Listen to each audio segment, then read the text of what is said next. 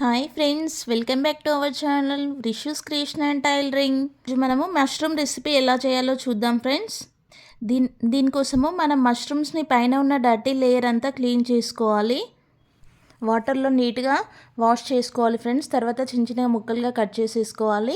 ఇప్పుడు ప్యాన్లో ఒక 2 టేబుల్ స్పూన్ ఆయిల్ తీసుకొని ఇలా కట్ చేసుకున్న మష్రూమ్స్ని వేసుకోవాలి. ఇందులో కొంచెం సాల్ట్ వేసి మష్రూమ్స్ని ఒక 5 మినిట్స్ పాటు ఫ్రై చేయాలి.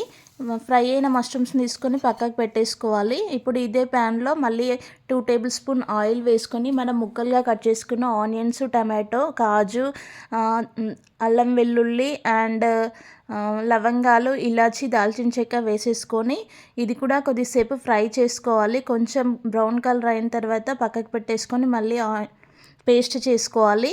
ఇప్పుడు మళ్ళీ ప్యాన్లో ఆయిల్ తీసుకొని కొంచెం జీలకర్ర, ఆవాలు వేసుకొని మనం కట్ చేసుకున్న ఆనియన్స్ని వేసుకోవాలి. ఈ ఆనియన్స్ కొద్దిగా ఫ్రై అయిన తర్వాత ముందుగా మనం చేసి పెట్టుకున్న పేస్ట్ని వేసుకోవాలి. తర్వాత ఇందులో పసుపు అండ్ ఉప్పు, కారం, ధనియా పౌడర్, కొంచెం గరం మసాలా వేసుకోవాలి. ఇది ఉప్పు కారం అనేది మనం తినే క్వాంటిటీని బట్టి వేసుకోవాలి ఫ్రెండ్స్. ఇలా వేసిన తర్వాత 5 నిమిషాల పాటు ఫ్రై చేయాలి. ఇప్పుడు దీంట్లోకి మనం ఫ్రై చేసి పెట్టుకున్న మష్రూమ్స్ని వేసుకోవాలి.